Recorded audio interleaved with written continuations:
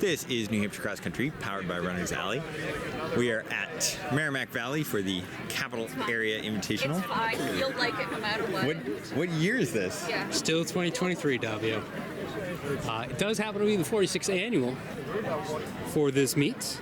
Yeah, one of the older meets. Of course, our meet coverage today brought to you by Hoka. So head on down to Runners Alley, Concord, Manchester, Portsmouth, and check out some Hokas. So we've got our final race here today. Concord, I think taking a look at them, you look at the state standings, I think they're going to be the team to beat today. Although Hopkinton, I think, is a really strong team, especially on the D3 scene of it.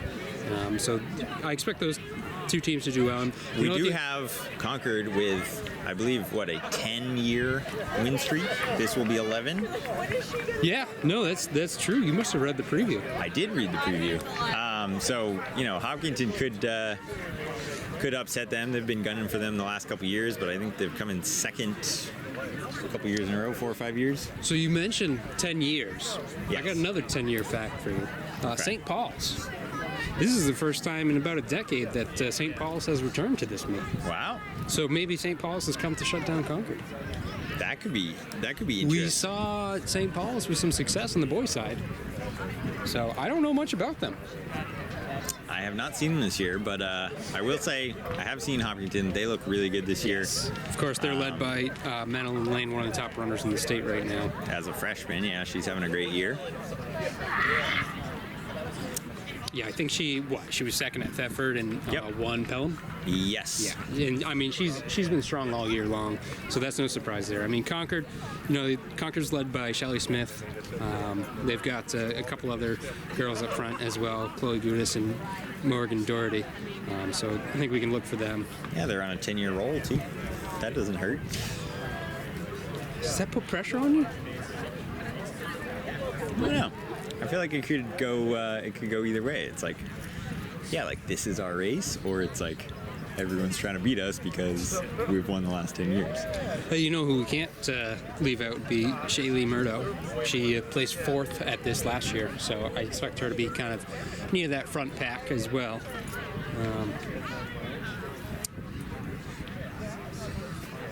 Reese Bove, I think, should be up there.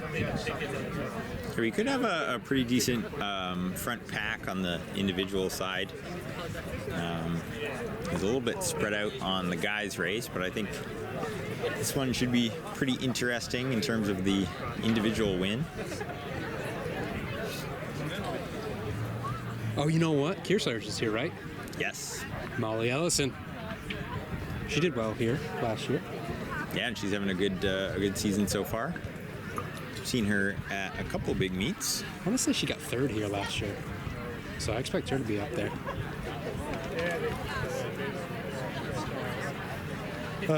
There's a lot of other individuals that we could mention too, and you should check out the preview because it does. But overall, team-wise, we talked about Concord, Milford, Concord and Hopkinton. St. Paul's kind of that wild card. I think Newfound and Guilford, they could have some breakout moments here too. And again, it's interesting because we're talking about a lot of the D3 teams here. So a little bit of a preview for next week and how things shake out. Obviously, Hopkinton, one of the top D3 programs. So is Messinic not here. So that might be a welcome relief for them, not battling against each other. And of course, I have to mention Newfound because they have chicken legs as part of their uniform. But yeah, if Messinic was here, we could have had the battle of the chicken legs. That's right? what Belmont was. It was great. So chicken legs, if you're unfamiliar with, some shorts that you can get at Runners Alley. How do you spell the chicken legs? Because when they send in their blogs, it's usually one long word not spelled well. I'd probably be correct. Well, I know that each type of is different as we got the start of our 2023 capital area. It does look like Lane is heading to the front here.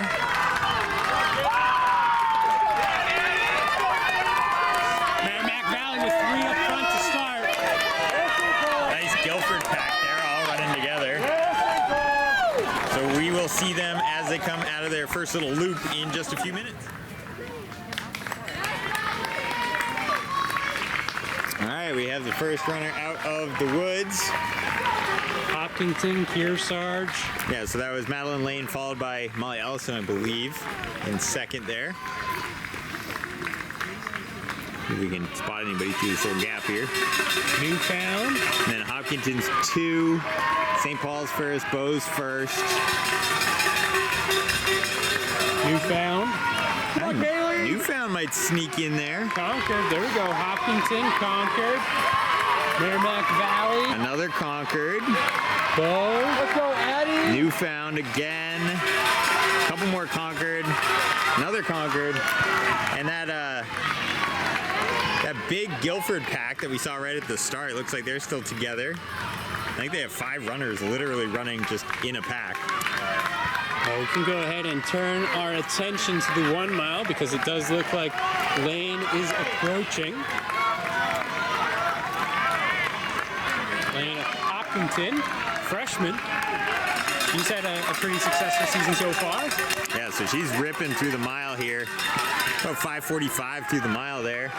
So that is really fast. And then this is going to be Molly Ellison of Kearsarge in second, trying to give chase. And they have quite a lead over the rest of the field. We've got Newfound, Hopkinton, and St. Paul's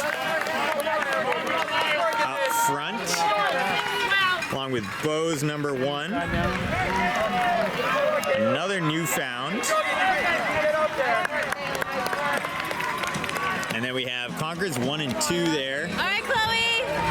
Hopkinton. Let's go, Proctor, Sunshine. Concord, Merrimack Valley, Bow, John Stark, Guilford with a pair. Newfound in there, Merrimack Valley, Concord, Merrimack Valley, Guilford with 2, Bow again, St. Paul's with 3 All right, in Olivia, a let's row. go. All right, Concord's really putting themselves in this. They don't have anybody right up front, but they got their top 5 super close together, right in the middle of that pack. You can see the excitement as people lean in more and more. Merrimack Valley, Concord, Prospect Mountain, Hang with them, Whitney. Stay with them. Hopkinton Coach.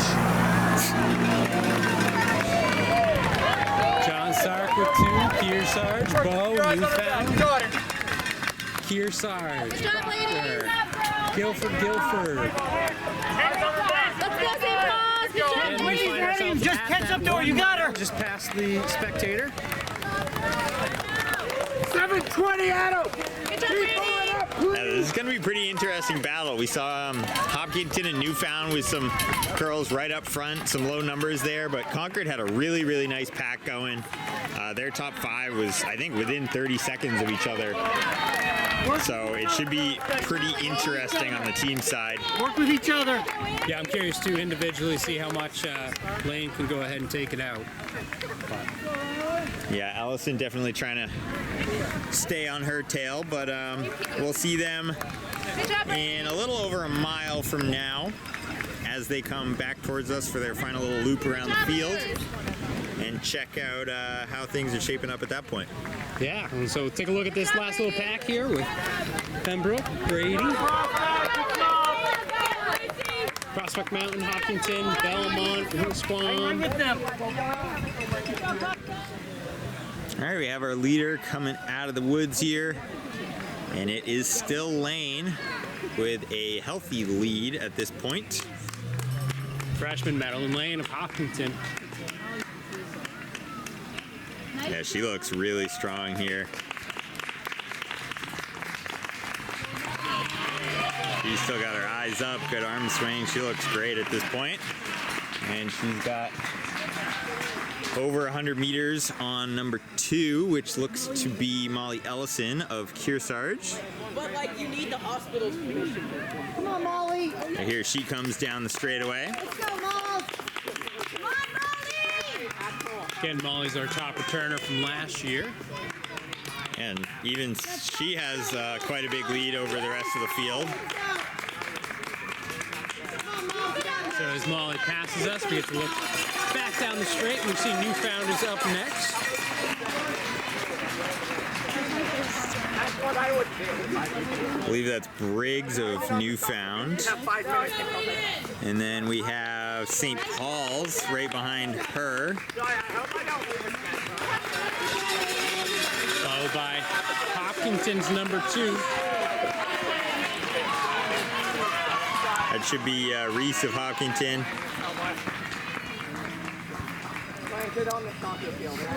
Bo, That's Julia of Bow, I believe.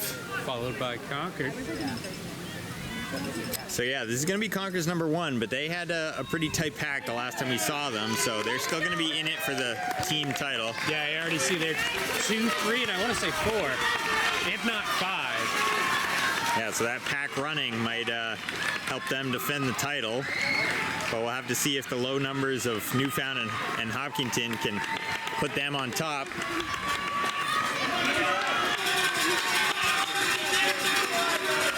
Yeah, and this is Concord's 5 right here, 3, 4, 5. Yeah, nice pack running from Concord. So we're going to head over to the finish line so we can catch the individual winner and see how everyone else finishes as well. All right, here we have our leader coming around the corner. It's going to be Madeline Lane of Hopkinton. Looking really strong down the final straightaway.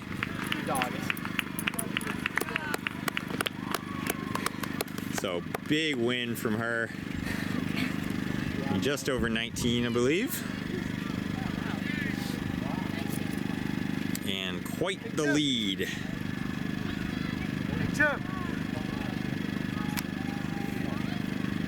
Yeah, pretty big lead. Again, we saw it, 100 plus meters before, a little bit over 100, but she clearly kicked it because right now this lead has increased Yeah, quite a bit. this could be close to a minute margin of victory from her. So quite a race. Yeah, I think it will be over a minute here as we see Molly Ellison coming into view, who is still running an excellent time here. That's Molly Ellison of Kearsarge coming in second. Ooh, may have a decent battle here. Newfound should get 3rd. Question is for 4th. St. Paul's and Hopkinton kicking. I think Hopkinton might have got. St. Paul. That was a close one there.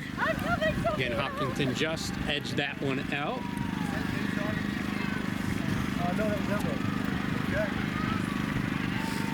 Yeah, it should be Briggs and Bove for Newfound and Hopkinton respectively. Yeah, so interesting Hopkinton with 2, but again, we've got Concord's number 1 coming, and we know, the depth of Concord on the course today. Yeah, so there's Concord's first runner. However, they had a nice pack of their top 5, super, super close together. Proctor, Concord, Bow. So that's 2 for Concord. We'll keep an eye on that. But Hopkinton already with 2 in. This looks like Newfound's 2, I believe. This is Concord's 3, and we know 4 and 5 should be pretty close. Yeah, so Concord's 3 outkicking Newfound's 2, which could make a difference. St. Paul's, and then we see Concord's 4, Concord's 5. Yeah, just the pack running from Concord should wrap up the win for them. Bow coming down next, followed by John Stark. Concord's number 6 crossing the line now. Bow will be next. Merrimack Valley, Newfound. Another from Hopkinton, so again, Hopkinton looking strong today. Yeah, Hopkinton and Newfound definitely up front in terms of team scores, but could not overcome the pack running of Concord. Just saw Guilford cross, Hopkinton, St. Paul's, Merrimack Valley, Guilford again. Stay in order. And then Concord's 7 here, so they got some depth. Even if somebody in their top 5 doesn't really have a great day, they got 7 runners that are right there, Oh yeah. which is so important once you get to championship season. We see that year after year where, number 6, whether it be a tiebreaker, like we had yesterday, Or just somebody pass having it a bad up. day, yeah. Yep, pass it up because your typical number 6 could end up being like number 4 for the team. It happens. Yeah, when you have a pack that's that close, your 6-7 one day could be like your 2-3 another day, because you're only separated by like 30 seconds. Absolutely. John Stark, St. Paul's finishing up. Hopkinton again, so they definitely have 5 at this point. Yeah, St. Paul's looking pretty good too. They should have, I believe they have 5 in at this point, or at least 4. Belmont. I think I see 4 St. Paul's behind us, which means 5 would be in front of us. Yep, so this is their 5 about to come across the line. I think John Stark sent a few through as well. St. Paul's, John Stark right there. So 2 John Starks back to back, and I know there's already been at least 2, so they have 4 or 5 through. I'll tell you, this girls' D3 championship looks pretty interesting, just going off of how they're running in this race. Yeah, Obviously, we talked about Messina not here, but I'm sorry. Yeah, I imagine Hopkinton, you know, they've got a low number up front. That's going to help you, especially if it's a pretty close team battle. I think I'd give the edge to Hopkinton right now, although I can never count out Messina when it comes championship time. yeah. And Somehow, then Newfound looked really good today too. Yeah. Proctor, can you just wait up, Proctor? Get in front of Proctor. Good job. Keep moving. Guilford crossing. A little bit of a battle coming at us now with Belmont and Guilford. Guilford edging out. Good job. So yeah, pretty incredible. That should be 11 years in a row of the Concord girls winning this meet. Which ties the record, right? Good job, Proctor. Good job, Paul. Does it? Good job. Does it tie it or beat it? We'll find out. Hold on. Have to check on that one. I don't know what the record is, so. Good job. But either way, that is quite an impressive streak. Good job, Kate. Yeah, so going into today, Concord riding a 10-year win streak. Their 11th win, is going to tie their own record of 11 wins. Their record. Wow. Yes. Okay. That's pretty incredible. So they have had 2 11-year Yes. win streaks. I want to know who broke it up last. Who was the last Yeah, team and besides Concord? was it like 1 year in between that broke up like 22 years of winning? That would be incredible. But yeah, that's pretty impressive, especially because, you know, this is a competitive meet. You know, I think probably a lot of schools have maybe a similar win streak at their dual meet on a Tuesday in September, but Oh yeah, I mean, you look at it, it's like, yeah, Concord is a D1 school. There's a lot of D3s here, 1 or 2 D2s as well. So they have that going for them. But at the same time, 11 years, you have to be pretty strong to go 11 years at that. I don't that care is about just divisions, some you know? consistency, and we've seen some really strong, you know, D2, D3 teams at this meet over the years. That's right. So pretty impressive. Yeah, I see a couple of Merrimack Valley finishers.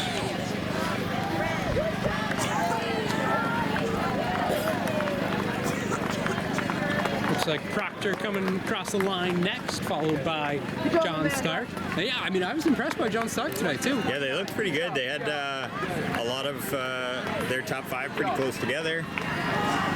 Belmont, and then another Belmont in the race with Brady. Looks like Belmont's going to take it over Bishop Brady. Good job. Good job, Brady. I'll tell you one thing I did see a lot of today is some girls looking up at the clock and smiling, pretty happy with their time. So Yeah, this is the time of the year where kind of all of your training, all fall, kind of starts to show up more in your races, and you get those kind of big leaps that you've been training for all year. So that's right. And hopefully all these ladies carry that into states next week. Looking to be a pretty exciting day. Strong kick here. Pembroke. Followed by Hopkinton. Now it looks like we've got 3 girls kind of racing. See if they continue to race as they come at us. They do. Gonna be really Belmont tight. and Prospect Mountain. Good job. Okay, stay in order. Stay in order. Good job. Good job, Brady. Bishop Brady. Kearsarge. Yeah, like you said about kind of, you know, seeming like there's a lot of PRs today. It is a great day for it. Yeah, it's funny. It was warmer earlier today. I know we both kind of talked about earlier today. We were on runs, and feeling the heat a bit, but it's cooled off for these races. Yeah, clouded over a little bit. There's a slight breeze, but this is just perfect fall cross-country weather. Probably best weather we're going to have all weekend. Looking at some rain ahead of us, of course. Other coverage we have yesterday, we were at JV D2, D3. Tomorrow we are at D1s for JV. And then Saturday is middle school championships. Middle school madness on Saturday. Yes, certainly is. Kearsarge finishes, followed by Pembroke Academy.